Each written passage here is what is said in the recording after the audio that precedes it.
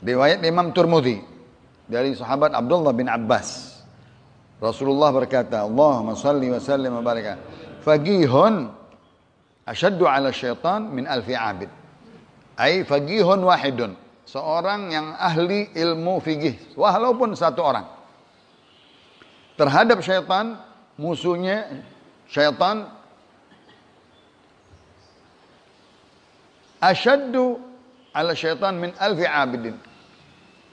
Berat bagi syaitan melawan orang alim yang faqih ditimbang 1000 orang ahli ibadah. Satu orang alim faqih dengan 1000 orang ahli ibadah. Syaitan ngelawan dia nih kaleh. Yang ini yang 1000 gampang katanya. Yang 1000 sampai diibaratkan ada orang lagi ibadah, kumpulan ibadah. Orang alim lagi terbaan. Orang alimnya lagi rebahan, dia habis capek ngajar, dia habis nyari jawaban, nyari hadis, nyari ini, dia ketiduran. Yang ini pada ibadah ya. Kata syaitan, yang alim tidur terus katanya. Kalau ente bangun, aneh kalah deh katanya. Aneh godain si orang abid katanya, biar dia riak katanya ibadah. Kalau orang yang alim, kalau aku takut ntar kalau engkau bangun, engkau nasihatin orang. Engkau nasihatin dengan ilmu, dengan ayat, dengan hadis. Aku kalah lagi kata syaitan. Subhanallah. Syaitan kalah dengan seorang ahli ilmu fikih satu orang dibanding 1000 orang ahli ibadah yang dia hanya ibadah saja untuk dirinya. Tapi orang alim fakih untuk menerangkan yang halal, yang haram, menerangkan yang sah, yang batil, menerangkan yang hak, menerangkan yang syarat atau rukun, yang sah atau tidak, itu dia ilmunya mutaaddi, berlanjut ke orang lain, menurun kepada orang lain, disebarkan kepada orang lain. Kalau abid, ibadah buat dirinya aja. Dia ibadah 100 rakaat, dia puasa sendiri, dia baca Quran sendiri, pahalanya.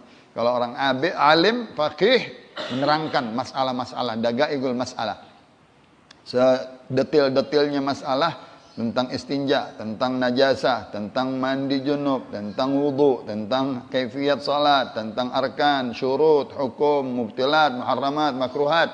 Nah, dia paham, dia menguasai, orang ini faqih di dalam ibadahnya, dia amalkan, maka syaitan nggak bisa ngelawannya. Kalah syaitan dengan satu orang faqih tersebut dibanding 1000 orang abid yang ahli ibadah. Riwayatnya Imam Abu Isa At-Tirmidzi.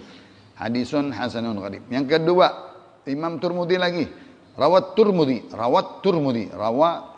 ya. An Abi Umamah Al-Bahili, Sudai bin Ajlan. Abi Umamah Sudai bin Ajlan radhiyallahu anhu qala dzukira li Rasulillah sallallahu alaihi wasallam. Disebutkan di hadapan Rasulullah sallallahu alaihi wasallam 2 orang. Ya Rasulullah, ada 2 orang. Bagaimana bandingannya? Yang pertama bagaimana? Ahaduma abid. Yang satu orang itu ahli ibadah, tilawatul Quran, qiyamul lail, sujud, ruku, doa, zikir, ibadah saja. Wal akhar alim, yu'allim. Yang ini katanya ngajar, ngamalin, ngajarin, nyebarin ilmu. Ayat, hadis, ilmu. Faqala Rasulullah sallallahu alaihi wasallam. Rasulullah menjawab.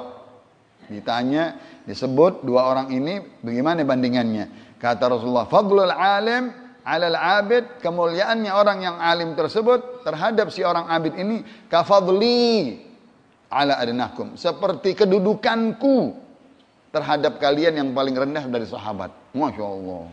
Jadi bandingannya Nabi dengan sahabat yang paling rendah. Ad-dunu al-wati, orang yang paling rendah dari sahabat. Maaf, artinya jahil. Dengan Rasulullah sallallahu alaihi wasallam. Si orang alim dengan orang ahli ibadah bandingannya jauh. Seperti Rasulullah dengan umatnya yang paling rendah. Artinya jahil. Subhanallah. Itu jawabannya Nabi kita Muhammad tatkala disebutkan apa bedanya orang alim dengan orang abid.